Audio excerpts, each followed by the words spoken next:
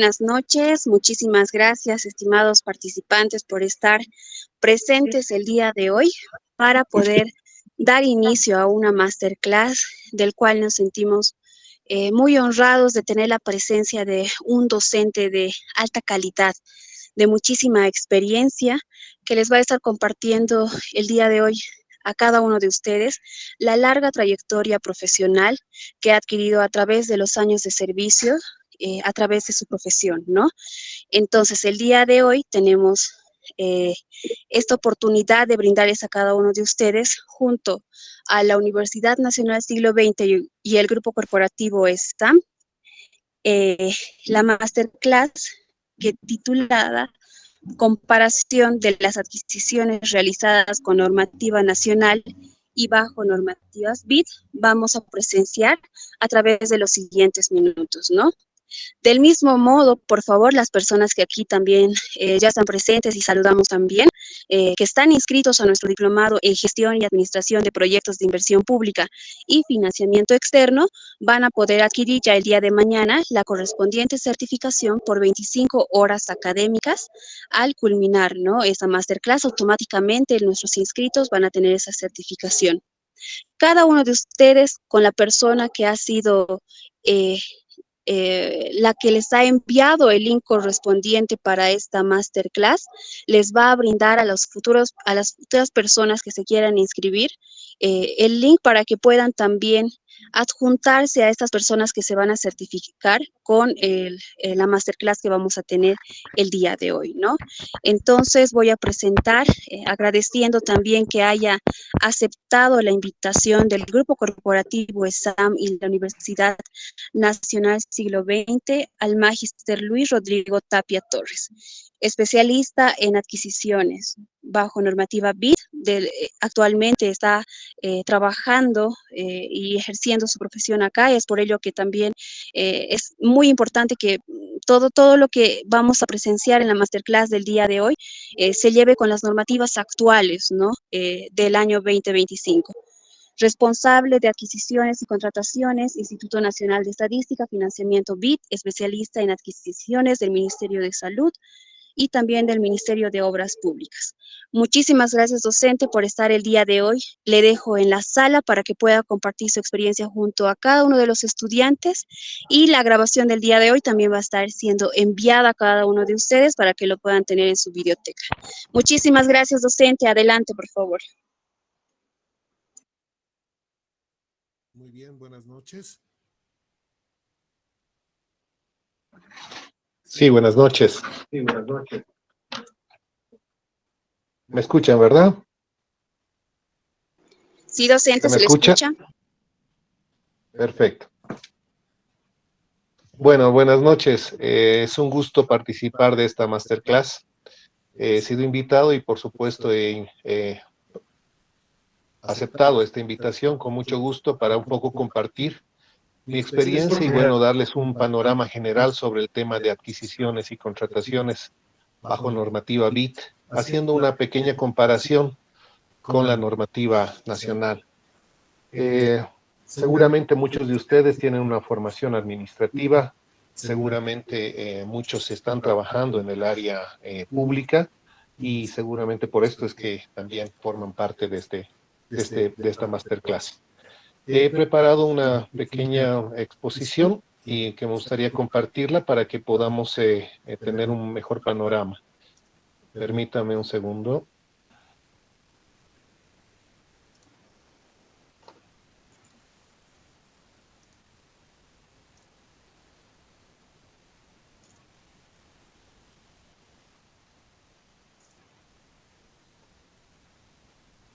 Se logra ver, ¿verdad?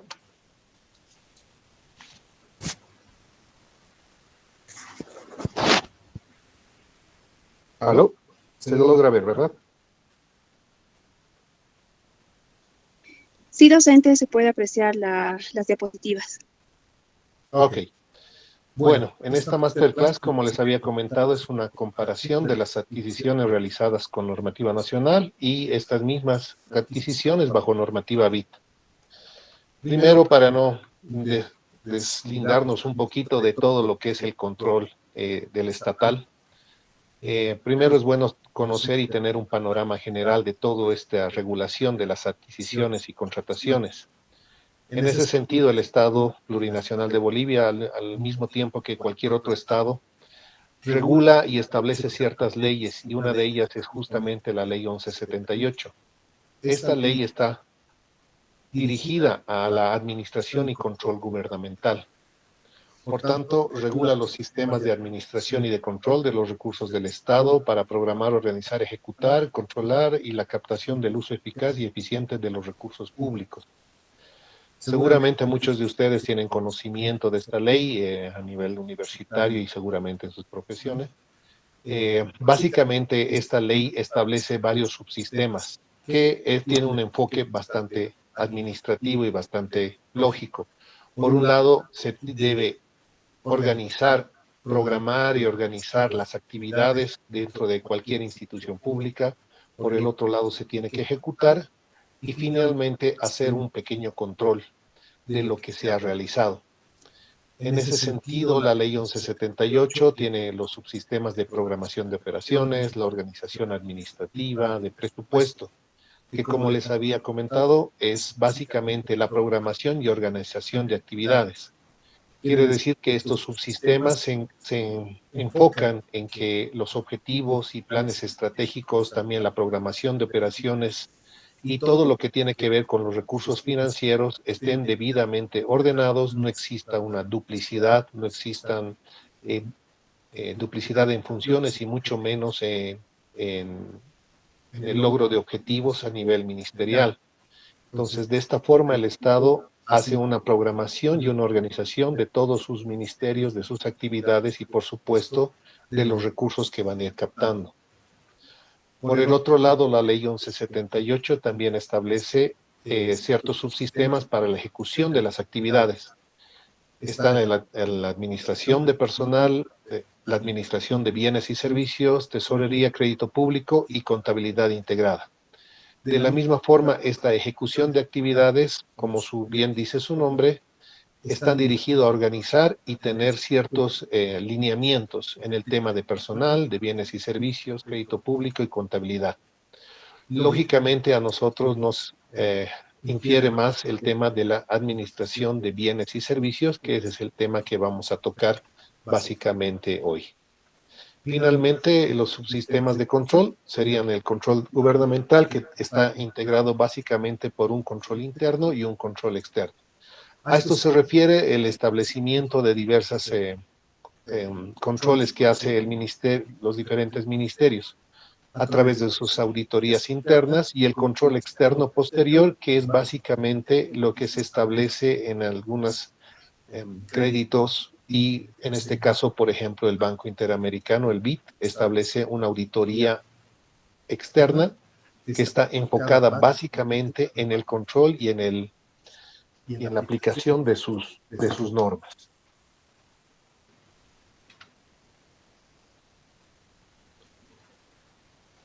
Las normas básicas, en realidad, el sistema de administración de bienes y servicios tiene su aplicación a través de las normas básicas, que es el Decreto Supremo 181. Este Decreto Supremo establece básicamente el sistema de administración de bienes y servicios y el subsistema de manejo de bienes. Bueno, ahora al tema que básicamente que nos interesa. Por un lado, tenemos que tomar en cuenta de que la SAPS no desconoce, o en realidad integra y está regulado básicamente el tema de los créditos recibidos y los contratos de préstamo que establece nuestro Estado.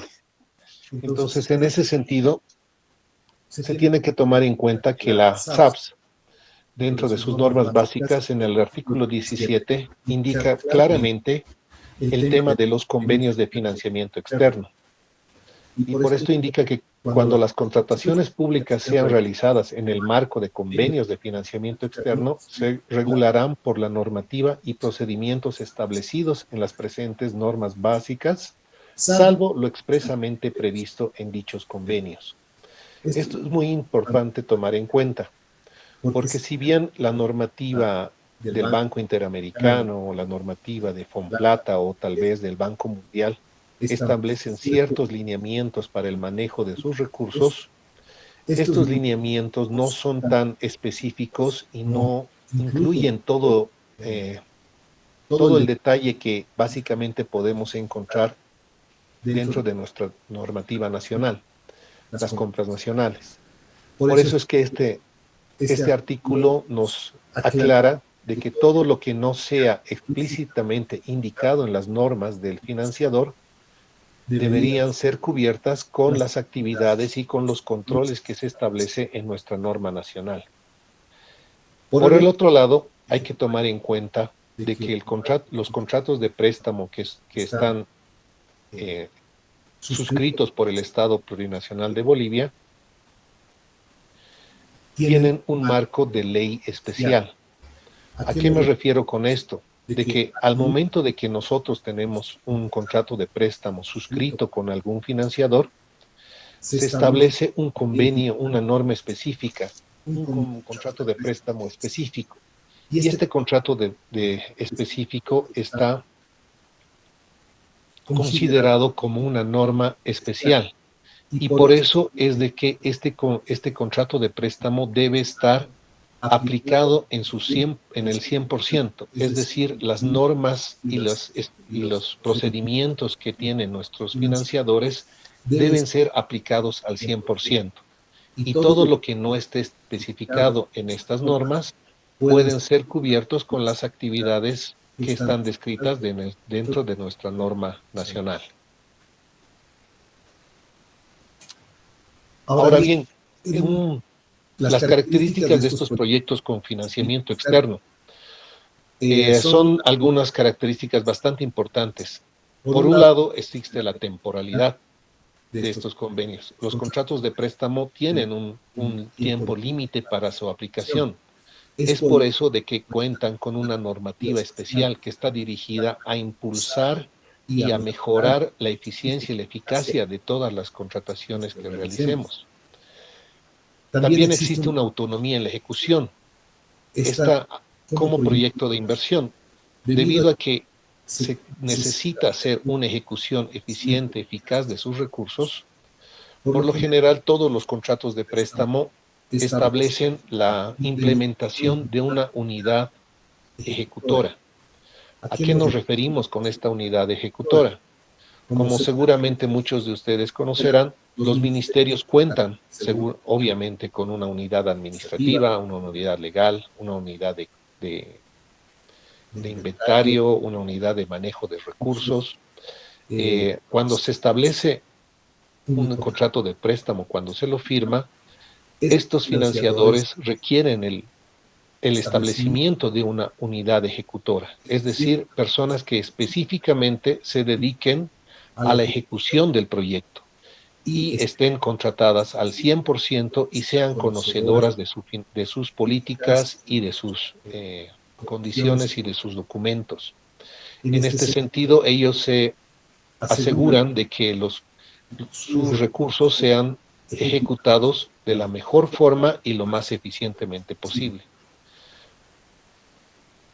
También existe, a diferencia de obviamente, la normativa nacional, este acompañamiento continuo del financiador. Esto lo vamos a ir desagregando un poquito más en estas siguientes presentaciones. Por un lado, habíamos mencionado la temporalidad. Generalmente los contratos de préstamo son suscritos alrededor de 5 años a 7 años. Estos contratos de préstamo tienen la particularidad de que tienen un tipo de cambio ya establecido. Es decir, de que el tipo de cambio con el que nosotros suscribimos, el Estado Plurinacional suscribe estos contratos de préstamo, generalmente son el tipo de cambio de compra, es decir, el 6.86.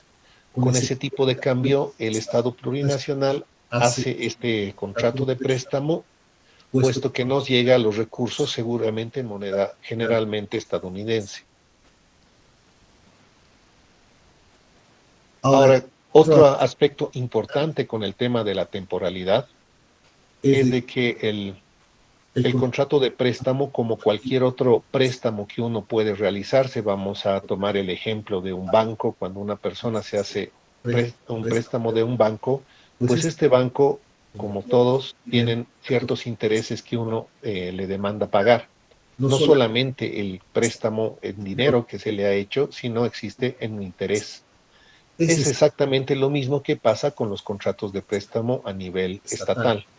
Cuando el Estado Plurinacional de Bolivia firma un contrato de préstamo con algún financiador, no solamente se compromete a la ejecución de los recursos en cierto tiempo, como generalmente les había comentado desde hace más o menos 5 años, sino también existen unas comisiones que se deben pagar por la ejecución de estos recursos.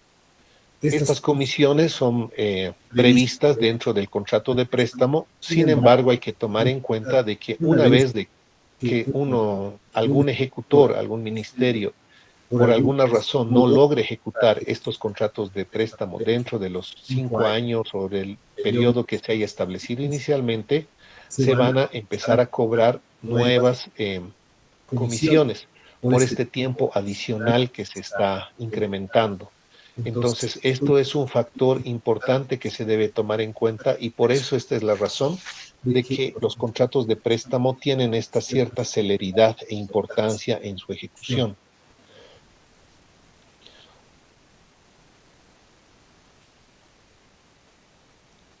También se debe tomar en cuenta la obligación del plan financiero. ¿A qué me refiero con esto? Cuando una unidad ejecutora está a cargo de un contrato de préstamo, nuestra unidad financiera o el especialista financiero tiene la obligación de establecer un plan financiero para la ejecución de los recursos, que generalmente son 6 meses. Entonces, durante estos 6 meses, el especialista financiero debe solicitar al financiador que se va a hacer cierta ejecución de los recursos, va a decir, digamos, de 5 millones de los 20 millones que nos hayan prestado, se van a ejecutar dentro de los primeros 6 meses. Y al cabo de la ejecución de estos recursos, cuando uno llega a una ejecución de un 80% de estos recursos, nuestro especialista financiero hace una nueva solicitud de recursos. Esto es una diferencia muy importante con respecto a la norma nacional, puesto que la normativa nacional, los recursos que salen son del Tesoro General del Estado. Sin embargo, estos contratos de préstamo tienen otro tratamiento. Están justamente suscritos dentro de una ley especial y por eso es de que tienen este tipo de requerimiento, vale decir, los planes financieros. Hay que tomar en cuenta también que la unidad ejecutora cuenta con una cierta autonomía en su ejecución cuando son proyectos de inversión. El financiador, conforme a sus normativas, puede establecer un nivel de supervisión a cada una de las contrataciones o adquisiciones, a nivel ex ante o ex post. ¿A qué me refiero con esto? Que si bien un financiador puede establecer un contrato de préstamo y establecer las compras y adquisiciones en detalle, también debe establecer el nivel de acompañamiento que hace este financiador a la unidad ejecutora. Cuando bajo normativa BID se establece una revisión ex ante, significa que el Banco Interamericano va a hacer una revisión un poco más estrecha de todas las actividades que está haciendo la unidad ejecutora con respecto a esa compra o a esa adquisición o a esa contratación.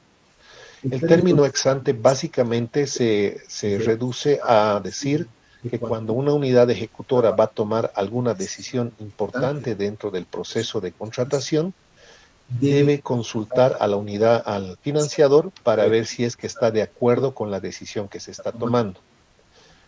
Una revisión ex ante, entonces, significa de que, por ejemplo, cuando uno va a hacer alguna compra o alguna contratación, al momento de establecer las especificaciones técnicas o los términos de referencia, la unidad ejecutora primero debe solicitar la no objeción o la autorización del financiador para ver si está de acuerdo. En el caso de haber evaluado a esta adquisición o a esta compra que se va a hacer o a esta contratación, debe hacer una segunda solicitud de no objeción al financiador para ver si está de acuerdo con la evaluación que se ha hecho.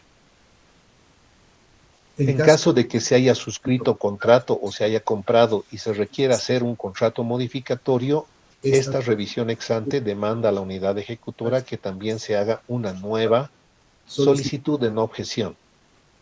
A diferencia de la revisión ex post, la revisión ex post solamente le demanda a la unidad ejecutora que solicite al financiador su autorización a las especificaciones técnicas o a los términos de referencia, es decir, al inicio del proceso de contratación. Una vez de que el financiador da su autorización, pues la unidad ejecutora está con la autorización para proseguir con todo el proceso de contratación y, en su caso, con alguna enmienda o con algún ajuste, sin realizar una nueva consulta al financiador.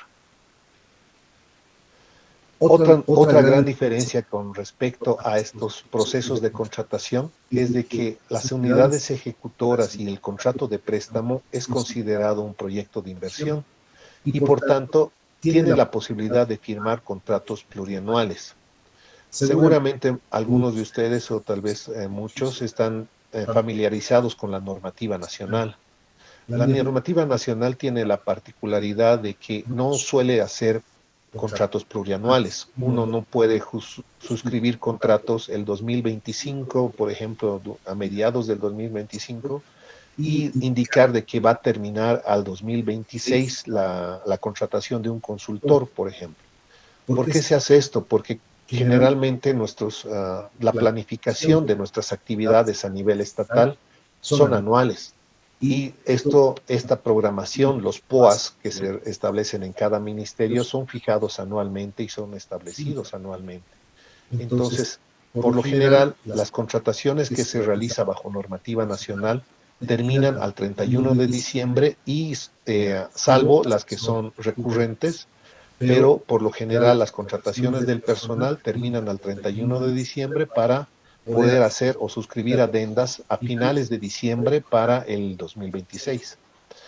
En el caso de los contratos de préstamo, los financiadores, por el contrario, impulsan y promueven de que los contratos sean justamente plurianuales.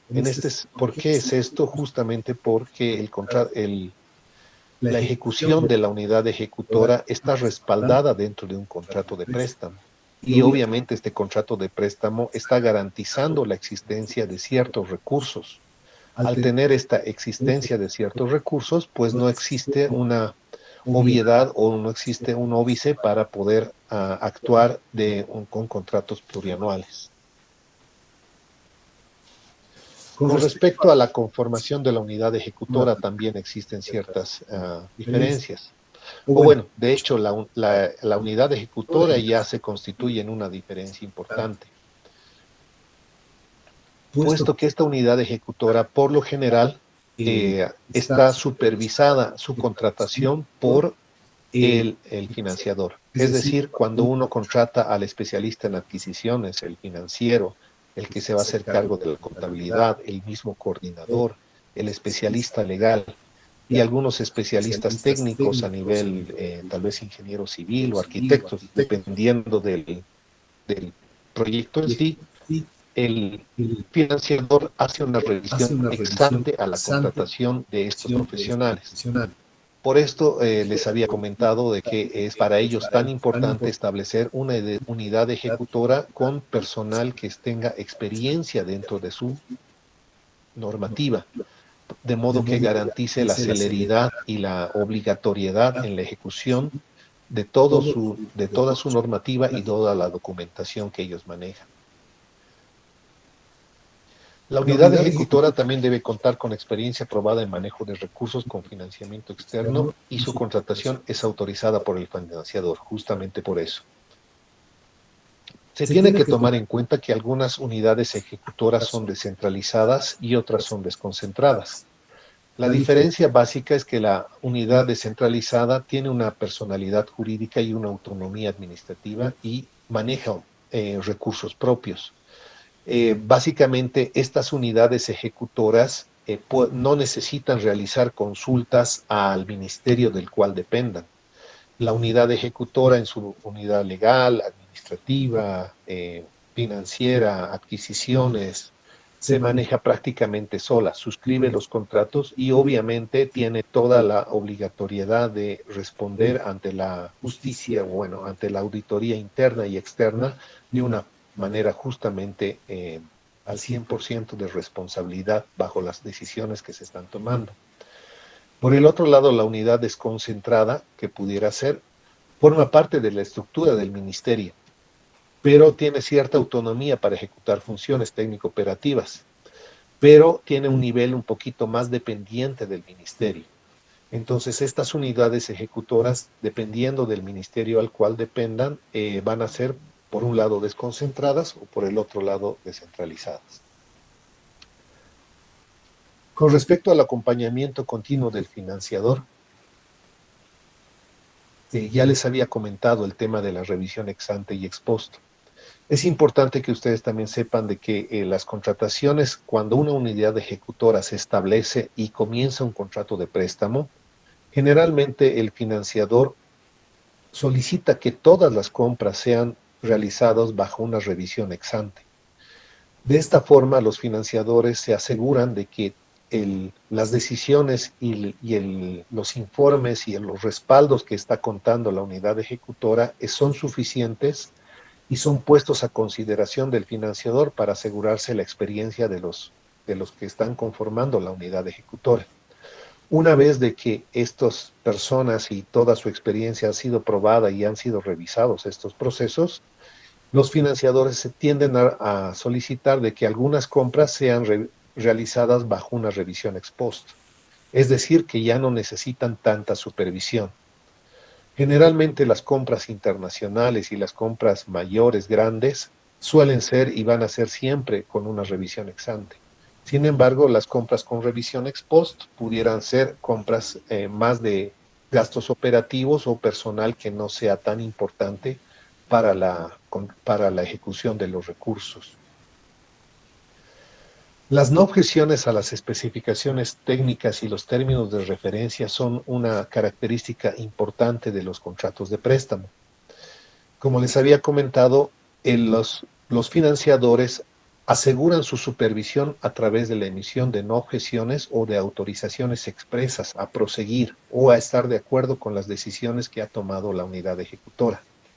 Dentro de una compra o una adquisición o una contratación, estas no objeciones, en el caso del Banco Interamericano, por ejemplo, la no objeción es obligatoria para todas las especificaciones técnicas y para todos los términos de referencia. Sin embargo, una vez de que se cuenta con esta no objeción, en caso de ser una revisión ex ante, se deberá pedir más no objeciones a lo largo del proceso de contratación, pero por el otro caso, si es que es una revisión ex post, las no objeciones solamente es al inicio, es decir, a las especificaciones técnicas o los términos de referencia. Ahora bien, en el caso del Banco Interamericano de Desarrollo, es importante tomar en cuenta de que tienen un sistema portal del cliente. Existe un sistema que le llaman portal del cliente. En años anteriores, este sistema se le conocía como el SEPA, el sistema de seguimiento a las adquisiciones. Pero desde el 2025, el Banco Interamericano ha optado por mejorar o por implementar un nuevo sistema, que en este caso es el portal del cliente. Este sistema también es una particularidad de todos los contratos de préstamo que encamina el Banco Interamericano de Desarrollo, puesto que en este portal se tienen que no solamente registrar todos los procesos, sino también se deben cargar todos los documentos que están siendo parte del proceso de contratación o de adquisición. Otra diferencia entre la normativa nacional y la normativa bajo financiamiento externo son las autoridades que forman parte de estos procesos de contrataciones. Seguramente muchos de ustedes conocen al RPA y RPC, que son mencionados dentro de nuestra normativa nacional. Por un lado está el responsable del proceso de contratación del Apoyo Nacional a la Producción de Empleo, que tienen ciertos niveles de responsabilidad para procesos menores, básicamente, y por el otro lado, el responsable de procesos de contratación de licitación pública, que tienen una responsabilidad sobre procesos con mayor, económicamente más fuertes, o con los procesos de contratación que son más fuertes. Por el otro lado, existe dentro de la normativa con financiamiento externo esta autoridad que sería llamado el coordinador del programa, o sea, el que está a cargo de la unidad ejecutora, la web.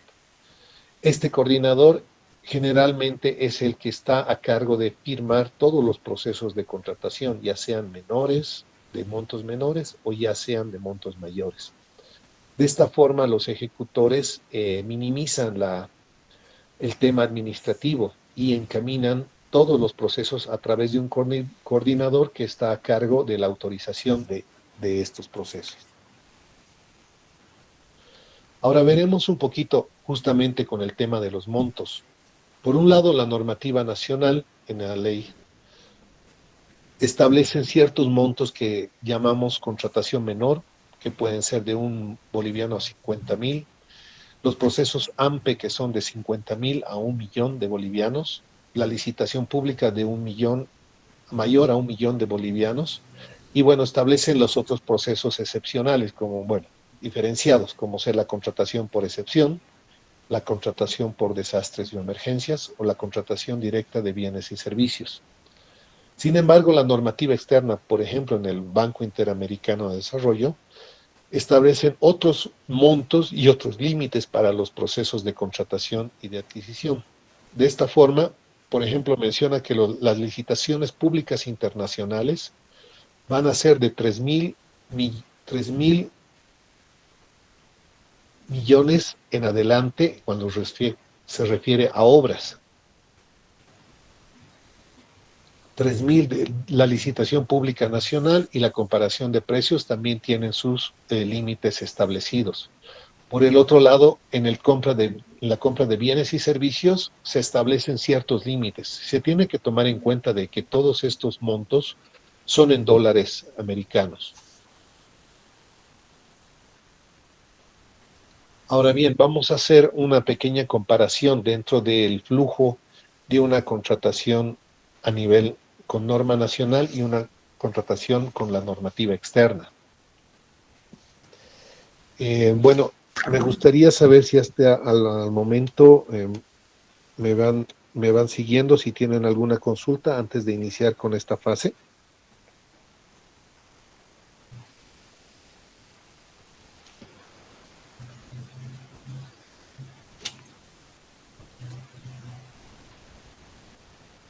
¿Aló?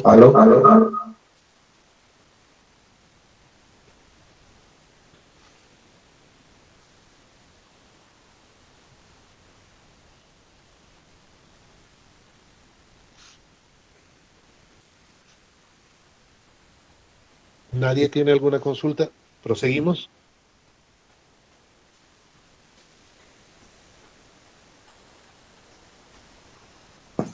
Ok. Bueno, proseguimos entonces. El flujo de un proceso de contratación básicamente es un flujo bastante lógico, puesto de que los hitos y las actividades que son bajo normativa nacional o bajo normativa externa tienen un enfoque bastante lógico y no suelen cambiar en su esencia. Sin embargo, la normativa externa añade ciertas actividades que bajo normativa nacional no son requeridas. Por ejemplo, la normativa nacional, ¿qué indica? Por lo usual, el proceso de contratación comienza con una unidad solicitante. Esta unidad solicitante dentro de un ministerio puede ser tal vez la unidad de sistemas, puede ser la unidad administrativa, puede ser la unidad técnica. A eso se le llama la unidad solicitante. Y como esta unidad solicitante tiene alguna necesidad, ya sea para comprar algún bien o ya sea para la contratación de alguna persona o de alguna empresa, se constituye como unidad solicitante en la elaboración de los términos de referencia o de las especificaciones técnicas de lo que está necesitando. Además, necesita un informe de justificación que indique la necesidad de la contratación o de la adquisición que se está requiriendo. Por el otro lado, se pide el POA y presupuesto, una cotización, digamos, referencial para respaldar el precio que se haya solicitado y en algunos casos el registro de inexistencia del bien que se está solicitando. Ahora bien, bajo normativa externa, es también importante tener todos estos documentos. Sin embargo, como les había mencionado ya en el tema del Banco Interamericano de Desarrollo, no solamente se tiene que tener estos documentos, sino una aprobación mediante el sistema del portal del cliente. Ahora, ¿cuál es este portal del cliente? Este sistema suplanta o hace la función de POA y presupuesto. Cuando uno está haciendo un proceso de contratación bajo normativa externa, es importante para el financiador de que se registre este proceso de adquisición o de contratación en este sistema de portal del cliente, puesto que este sistema, por un lado, uno tiene que registrar la compra, además establecer las fechas de inicio y de finalización del proceso y establecer el monto. Entonces, por eso es que les había indicado de que la inscripción en este sistema del portal del cliente es básicamente un reemplazo de la solicitud de POA y presupuesto. Y el otro aspecto importante es la aprobación de los términos de referencia o las especificaciones técnicas. Como les había comentado, la normativa externa nos establece de que el financiador tiene que dar su aprobación a los términos de referencia o a las especificaciones técnicas. Vamos a dar, por ejemplo, el ejemplo de que la unidad de sistemas esté requiriendo la compra de alguna computadora. Por un lado, esta compra de las computadoras tuviera que estar inscrita dentro del portal. Al momento de estar inscrita dentro del portal, nosotros, como unidad ejecutora, enviamos esta inscripción al financiador, al BIT. Y el BIT, por su parte, hace una revisión del proceso de contratación, básicamente viendo el nombre, se fija en las fechas de publicación, en el calendario que se va a tener para la compra de esta computadora o de estas computadoras y los montos. Tomando en cuenta todos esos datos, el financiador hace su recomendación, es decir, hace su aprobación para ver si es que esta compra va a ser bajo revisión ex ante o ex post, si es que es necesario que exista un acompañamiento importante del financiador, o si es necesario o es suficiente la no objeción al inicio del proceso de contratación. Y por el otro lado, el financiador también establece la modalidad con la cual se va a llevar adelante el proceso de contratación. La modalidad de los procesos de contratación bajo normativa BIT tienen cierta relevancia dentro del proceso, puesto que, por ejemplo, cuando bajo normativa nacional se establece que una contratación menor, les voy a mostrar la anterior filmina. Por ejemplo, bajo contratación menor, en una normativa nacional, establece que una contratación menor puede ser hasta 50,000 bolivianos. Sin embargo, para el financiamiento externo, puede ser considerada una contratación por comparación de precios hasta $50,000. ¿Qué quiere decir esto? Ustedes tal vez conocerán de que la contratación menor es bastante ágil y muy eficiente en el aspecto nacional. Una contratación menor puede ser realizada con una sola cotización y puede ser realizada muy ágilmente dentro de la normativa nacional. La normativa externa, por el otro lado, tiene un límite mucho más alto, que son $50,000. Sin embargo, establece ciertas diferencias. Por ejemplo, que el financiador requiere que existan una comparación de precios, es decir, requiere que la unidad ejecutora agote todos los esfuerzos para contar con la mayor cantidad de cotizaciones, al menos 3 cotizaciones, pero que se tenga la mayor cantidad de competitividad, como le llaman el financiador. Es decir, de que no solamente se busque una sola cotización, sino en el caso de todos sus procesos de contratación, se busque la mayor cantidad de proponentes. Y por el otro lado, nos da la posibilidad de hacer contratos procesos de contratación relativamente ligeros, que son su comparación de precios, hasta un límite de $50,000. Respecto al segundo paso, la otra diferencia es de que la persona que va a autorizar el proceso de contratación por el lado de la normativa nacional es el RPA-RPC, es el que aprueba. Y por el lado de la normativa externa tiende a ser el coordinador de la web. Obviamente, este coordinador solamente va a aprobar un proceso que haya contado previamente con la autorización del financiador. Es decir, se tenga la autorización de los términos de referencia o las especificaciones técnicas y además se tenga la aprobación mediante el sistema del portal del cliente. Esos dos hitos va a marcar y va a autorizar al coordinador a aprobar el proceso de adquisición o de contratación. El siguiente paso dentro de la normativa nacional es justamente la publicación o invitación. Y en caso de la publicación, deberá ser definido por el monto del proceso. ¿A qué me refiero con esto? De que las contrataciones bajo normativa nacional no solamente están catalogadas a través de sus montos, sino que cada modalidad que tiene la normativa nacional también tiene cierta obligatoriedad en su publicidad. Cuando se hace una modalidad AMPE, no puedo publicarlo por un periodo menor al que establezca la normativa.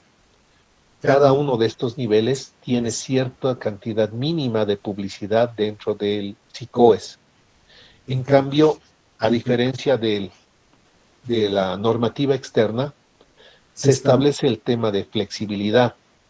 Cuando uno hace una coordinación con el financiador, es posible de que un financiador te autorice compras que por el monto deberían ser bajo una licitación pública nacional, por ejemplo, te la autorice a hacerlo bajo la modalidad de comparación de precios, que es un método mucho más simple. Entonces, esa es una gran diferencia con el respecto a la normativa nacional. El financiador siempre maneja la probabilidad de una autorización expresa a un proceso de contratación, de forma de que la publicación en el SICOES o en prensa o lo que corresponda sea por menos tiempo, siempre y cuando se cuente con la autorización expresa. El siguiente paso dentro de cualquier proceso de contratación es esta designación de la comisión de calificación. Y dentro de una normativa nacional, pues esta responsabilidad recae sobre el RPA o el RPC. Sin embargo, esta comisión de calificación dentro de una normativa externa, pues nuevamente sobre el coordinador de la web. En el caso del Banco Interamericano de Desarrollo, no está establecido dentro de sus políticas el establecimiento de una comisión de calificación como tal. Ellos no necesitan ver esta designación. Lo que sí es importante para ellos es que el informe de la comisión de calificación sea firmado por técnicos que sean del área. Y recientemente el banco ha establecido un nuevo documento que es el de declaración de confidencialidad. Esta declaración de confidencialidad debería estar firmada por todas las personas que son parte de la evaluación del proceso de contratación o de adquisición. Esta declaración de confidencialidad tiene la diferencia de que ya está previamente establecido. Es un documento que el banco te lo otorga y simplemente uno debe llenar en ciertos lugares, y con esta redacción el banco establece ciertos lineamientos para todo proceso de contratación. ¿Y cuáles serían estos lineamientos? Por ejemplo, establece de que cuando alguno de la comisión haya verificado o sepa sobre algún tema de corrupción, sobre algún tema de competitividad, de colusión, ellos deben reportar esto a estos procesos al banco. Es decir, el banco aclara de que sus procesos de contratación deben tener los más altos límites de transparencia. El siguiente paso es el posible paso en realidad de todo proceso de contratación, es que exista al momento de que uno hace una publicación en prensa o de algún proceso de contratación, es que los postulantes o las personas o las empresas que estén interesadas en estos procesos realicen ciertas consultas o ciertas aclaraciones al documento que se ha publicado. Y estas consultas o aclaraciones tienen que estar resueltas o tienen que estar debidamente respondidas a las empresas a las empresas interesadas. En el caso de la norma nacional, la unidad solicitante y la unidad de adquisiciones son las responsables de realizar estas respuestas a cualquier consulta que haya realizado en las empresas potenciales. Sin embargo, bajo normativa externa, cuando se solicitan estas aclaraciones, no solamente la unidad solicitante y la unidad de adquisiciones deben emitir estas aclaraciones, sino también deben hacer una consulta previa al financiador para que esté de acuerdo con los ajustes o con las enmiendas. En el caso de una enmienda, básicamente la enmienda es hacer un ajuste a las especificaciones técnicas. Es obligatorio de que la unidad ejecutora cuente con la no objeción del banco. Pero si es que las consultas son realizadas por las empresas, no requieren una enmienda, si simplemente es una aclaración, pues estas aclaraciones no son importantes contar con la no objeción del banco, porque solamente no están cambiando nada en las especificaciones técnicas, solamente están aclarando algún aspecto que algún proponente tenga. El siguiente paso es justamente que cuando uno cuenta con este nuevo documento, bajo normativa nacional necesariamente tiene que contar con una aprobación del RPA o RPC. Y en este caso también en el tema de la normativa nacional, esto recae sobre el coordinador. El siguiente paso dentro de un proceso de contratación es el tema de la publicación del documento, el nuevo documento que se ha ajustado. Esta publicación del documento recae en ambos casos dentro de la unidad de adquisiciones. El aspecto importante que la normativa externa indica a la unidad de adquisiciones es de que no solamente debe hacer la publicación en el medio informal, es decir, mediante el SICOES, sino también tiene que hacer una publicación y una notificación a la empresa que nos ha hecho llegar su solicitud de aclaración. Lo importante dentro de la publicación en el SICOES es de que la unidad de adquisiciones no debe hacer referencia en ningún caso a la empresa que ha hecho la consulta. Es decir, solamente debe publicar la consulta realizada y la respuesta que se está dando a la empresa. El siguiente paso es esta acta de cierre de postulaciones. En todo proceso de contratación siempre se establece una fecha fija para lo que son el cierre de postulaciones o de cotizaciones. Esta fecha fija pudiera ampliarse dependiendo de las enmiendas o de los ajustes que se hayan solicitado por parte de las empresas. Los financiadores, con lo que respecta a la normativa externa, se aseguran de que exista una amplia competitividad. ¿A qué nos referimos con esto? Si es que alguna empresa ha tenido alguna consulta y estuviéramos a punto de cerrar la fecha límite para cerrar o presentar las cotizaciones, la unidad ejecutora debe al mismo tiempo necesariamente ampliar la fecha de cierre. De esta manera se tiene que asegurar de que todas las empresas que de algún modo han evidenciado cierto interés en el proceso cuenten con el tiempo suficiente para realizar los ajustes justamente a raíz de estas enmiendas o de estas aclaraciones que se estén realizando. El siguiente paso para todo proceso de contratación es esta acta de apertura de postulaciones o de cotizaciones.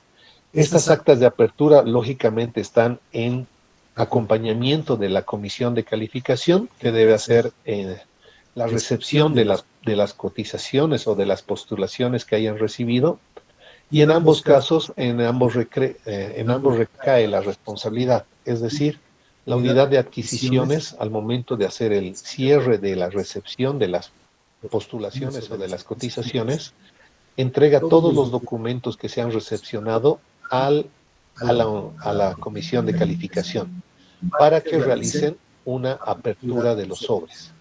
Lo importante dentro de la normativa BID en este tema, dentro del acta de apertura, es de que al momento de hacer el acta de apertura, si bien es un acto público, este acto público solamente se enmarca en la revisión de la revisión de la propuesta económica que se haya hecho en caso de los bienes, o de la existencia de los documentos más importantes que sean parte de la contratación.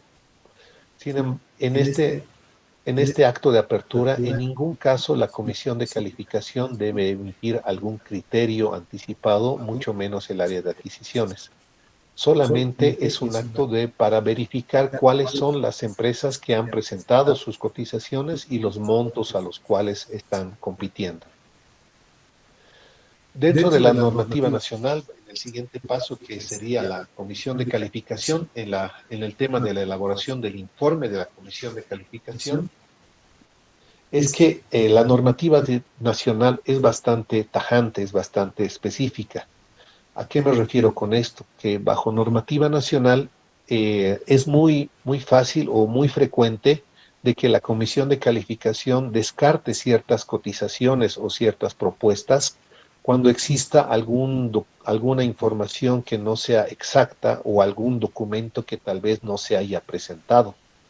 Sin embargo, bajo normativa externa, la comisión de calificación no debe ser tan estricta.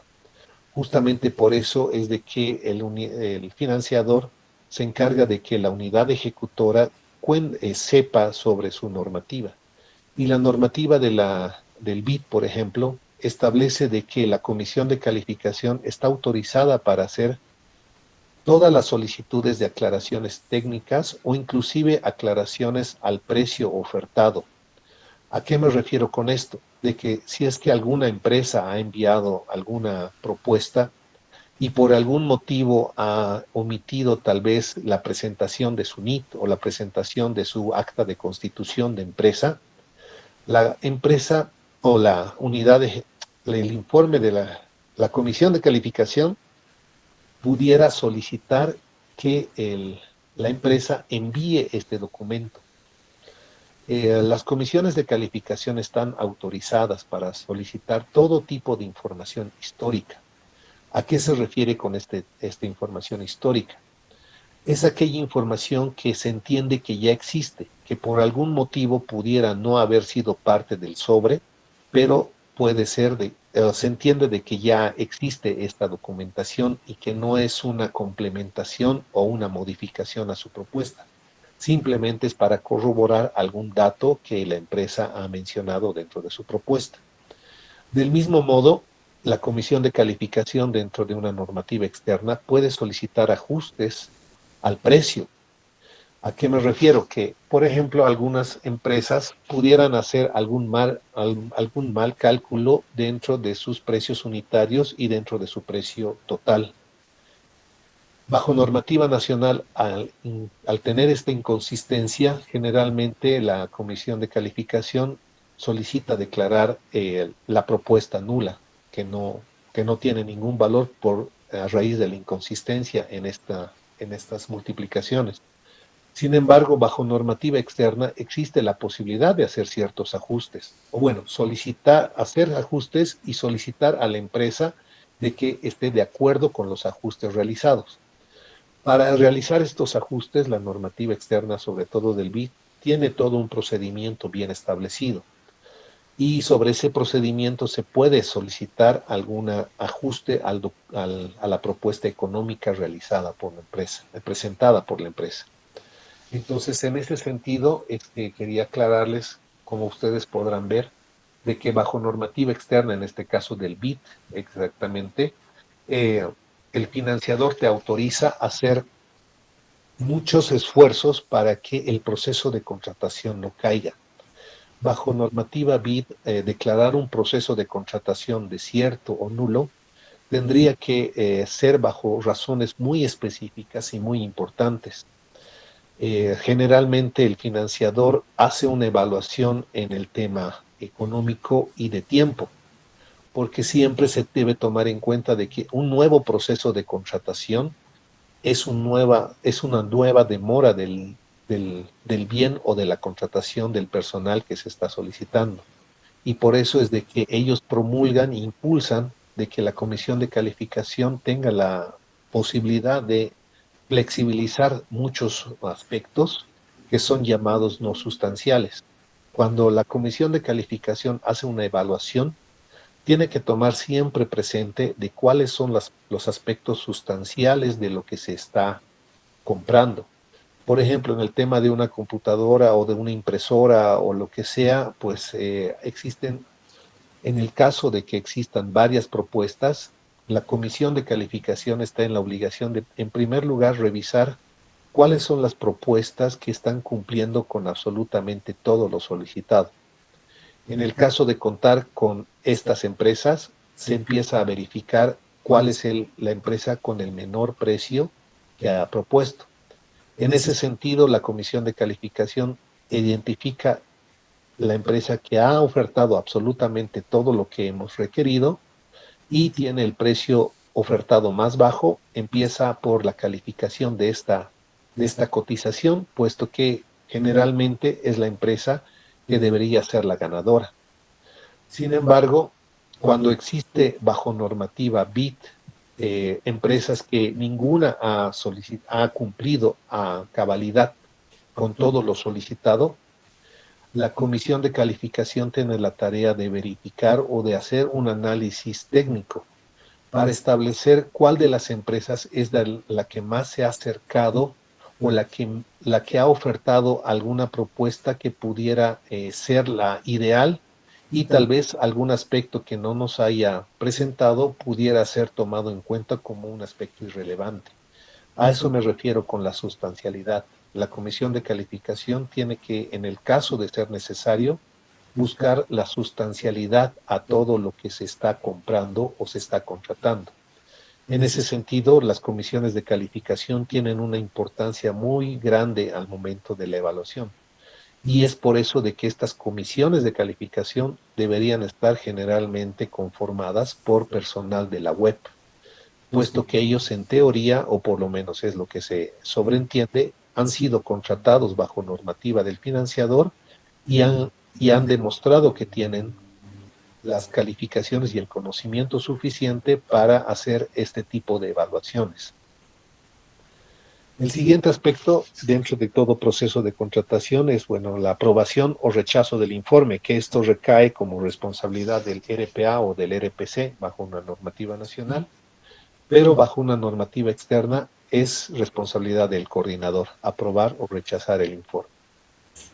Como consiguiente al paso de la aprobación es obviamente la adjudicación, declaratoria desierta o anulación o cancelación con respecto a la normativa nacional.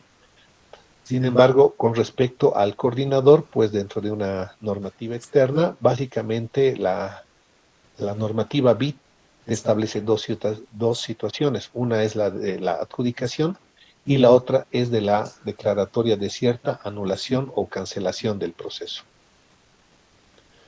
Finalmente, en ambos casos, tanto la normativa nacional como la normativa externa, el siguiente paso es la presentación de documentos en caso de llegar a una adjudicación. Y esto es obviamente responsabilidad de la empresa que se está presentando. Una vez adjudicado, en ambos casos, la unidad legal es la responsable de la elaboración del contrato. Es importante tomar en cuenta que la normativa BID, si bien establece un contrato borrador que es respetado dentro de sus políticas, no cuenta con órdenes de compra o órdenes de servicio preestablecidos, pero reconoce la existencia de estos documentos. Como ustedes sabrán, las órdenes de compra, las órdenes de servicio, tienen la particularidad de que se aplica bajo servicios que van a ser prestados en no más de 15 días desde su suscripción. La normativa externa, como les había mencionado, no cuenta con un modelo de orden de compra o orden de servicio. Simplemente indican de que se establezca las prohibiciones a su normativa. La normativa BIT tiene ciertas prohibiciones y que estas prohibiciones sean incorporadas dentro de estas órdenes de compra y servicio. Finalmente, tanto sea el coordinador o el RPC son los encargados de las comisiones de recepción. Y estas comisiones de recepción tienen la obligatoriedad de emitir los informes de recepción a conformidad o disconformidad. Y finalmente, para que la área administrativa, en cualquiera de los casos, sea la encargada del pago. Dicho esto, pues dejo espacio para consultas. Por favor.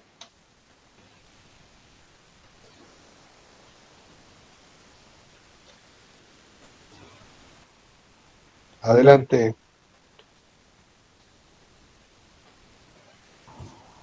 Buenas noches, Magíster. Una consulta. Dado el contexto económico Ramiro. actual atravesando nuestro país, la escasez de divisas y la necesidad de recurrir a financiamiento externo, ¿qué ventajas y desafíos puede tener la aplicación de la normativa de adquisiciones BID en comparación con la normativa nacional en proyectos que van a ser realmente? No logro escucharte. Por favor, otra vez. ¿Ahora sí me escuchan? Sí. Perfecto, lo repito.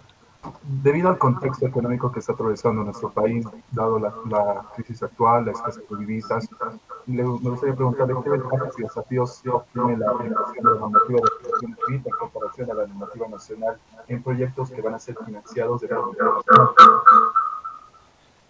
Estoy con eco. Permíteme un segundito, por favor.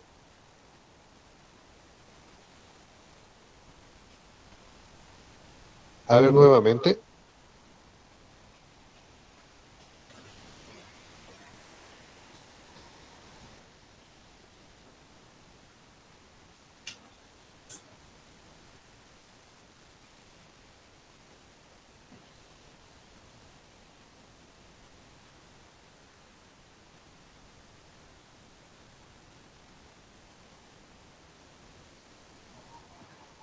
Ahora sí me escucha, Magister.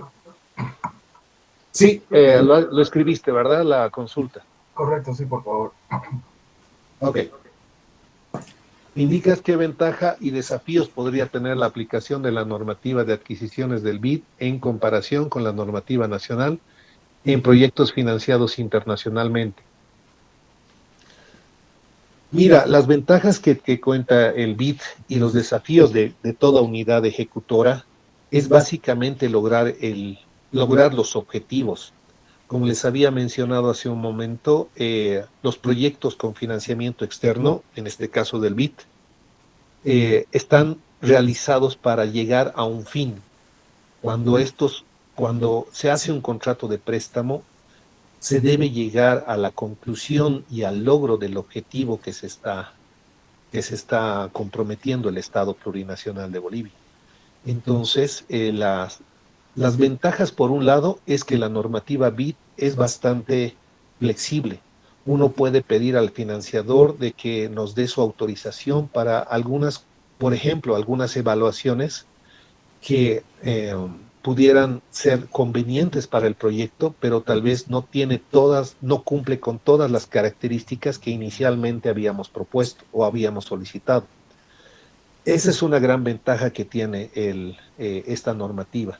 Y lógicamente los desafíos es lograr que se logre el cumplimiento de estos objetivos con la mayor eficacia y eficiencia posible. Eso es lo que en todo proyecto es importante.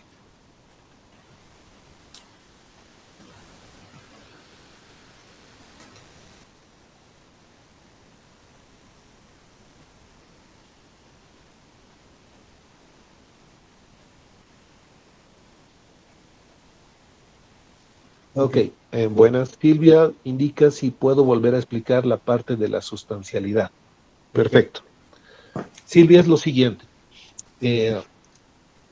Cuando se establece una comisión de calificación, esta comisión de calificación está en la obligación de revisar tanto las especificaciones técnicas o los términos de referencia que hemos solicitado, ya sea para la compra de un bien o para la contratación del personal. Estas especificaciones técnicas o estos términos de referencia establecen los criterios mínimos que nosotros consideramos importantes, que deberían ser cumplidos para la compra. Entonces, cuando esta comisión de calificación designada recibe ciertas cotizaciones, ciertos sobres, y al momento de la revisión puede verificar de que ninguna de las empresas o ninguno de los proponentes ha cumplido con todos los requisitos solicitados, es cuando bajo normativa BIT se aplica el tema de sustanciabilidad. Es decir, se busca al que se ha acercado lo más posible a lo que nosotros queríamos. Pero este acercamiento tiene que tener una evaluación técnica. Es decir, la comisión de calificación debe establecer si ciertas características que haya presentado la empresa, por ejemplo, en la compra de una computadora. Si es que en la compra de la computadora que habíamos pedido una pantalla de 32 pulgadas y nos está proponiendo de 30, por ejemplo, la comisión de calificación pudiera establecer de que la pantalla no es sustancial. Si bien habíamos pedido 32 pulgadas, 30 pulgadas también nos sirve. Lo que sí es importante es de que el CPU y las características del CPU, el manejo de Internet y todo lo que incluye una computadora, sí sean lo que hemos solicitado. En el caso diferente, pudiera ser justamente que la otra cotización establezca la dimensión que hemos querido de la pantalla, pero el CPU, la memoria RAM o tal vez el disco duro no sean de los requisitos mínimos que hayamos pedido. En ese sentido, pues la comisión de calificación pues tendrá que decir que esa cotización no puede ser tomada en cuenta porque sustancialmente es importante de que tengamos tanto la memoria como el disco duro y todas esas características tal cual lo hemos pedido. Es así como se va discutiendo el tema de sustanciabilidad. Y obviamente esta sustanciabilidad no está escrita en piedra, es dependiendo del proceso de contratación, de la particularidad del proceso en sí mismo. Pero este criterio debe estar perfectamente explicado dentro del informe de la comisión, porque se está entendiendo de que estaríamos aceptando una compra que no es exactamente lo que hemos pedido, pero se acerca, y se acerca técnicamente, no estamos adquiriendo algo malo, simplemente es algo que en alguna característica no es lo ideal, pero continúa siendo lo que hemos buscado o continúa siendo importante. Ahora bien, esta sustanciabilidad solamente se aplica cuando ninguna cotización ha cumplido con lo solicitado. El momento que alguna empresa haya cumplido con absolutamente todo, pues por ahí empieza la evaluación con las empresas que han cumplido con todo y dentro de estas empresas ver cuál es la empresa con menor costo.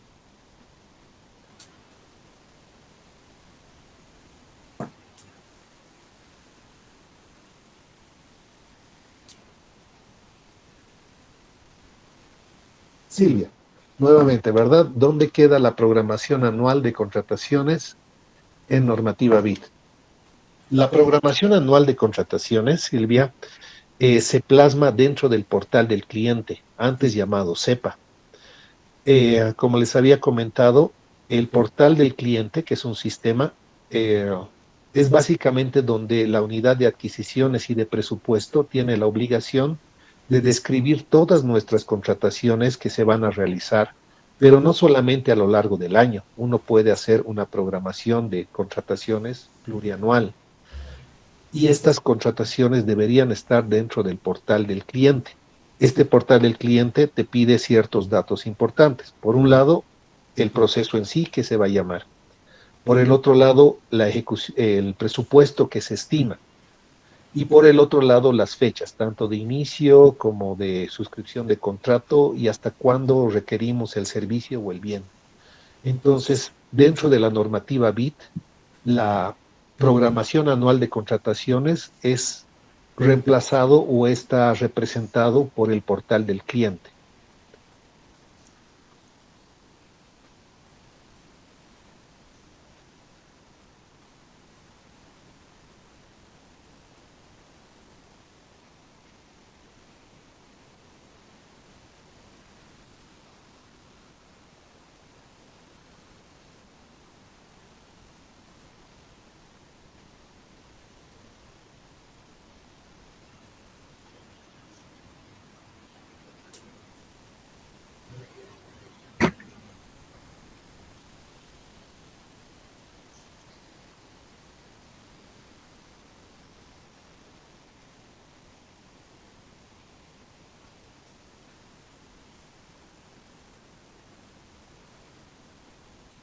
¿Alguien más?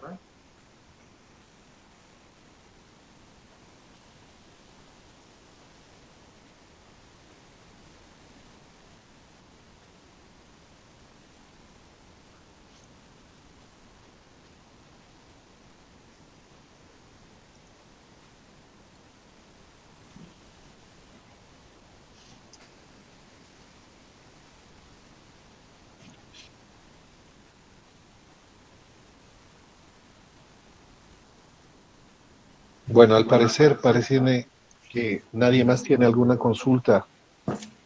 Bueno, Creo que básicamente no, agradecerles por docente. su atención. Espero haber Exacto. dado algún panorama Muchísimas un poco gracias, general de estos docente procesos. Luis Rodrigo Tapia. De verdad ha sido magistral la masterclass que hemos tenido el día de hoy, las preguntas que se han dado a través del micrófono o en este caso también a través del mensaje, es porque ha quedado más que todo ese picor que han tenido los estudiantes, los futuros posgraduantes también y los que ya se han inscrito en nuestro diplomado.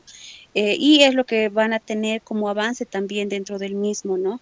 Así que le agradecemos muchísimo, de verdad, los conocimientos que usted tiene es altísimo y creo que todos hemos quedado totalmente satisfechos.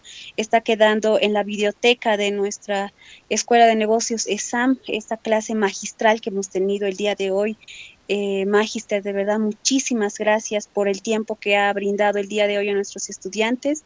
Para las personas que desean inscribirse al diplomado, por favor, comuníquense también con las personas correspondientes que les han enviado el link de esta clase para que puedan obtener su correspondiente descuento y puedan aprovechar todas las enseñanzas de un docente de alta calidad, como han visto el día de hoy, del Magister Luis Rodrigo Tapia Torres. Muchísimas gracias, docente. Voy a cortar la sesión, la grabación del día de hoy. Le agradezco nuevamente por haber aceptado la invitación el día de hoy. Gracias a todos por estar presente. Hasta otra oportunidad. Muchas gracias, docente. Hasta luego a todos. Gracias. Bravísimo. Gracias, docente.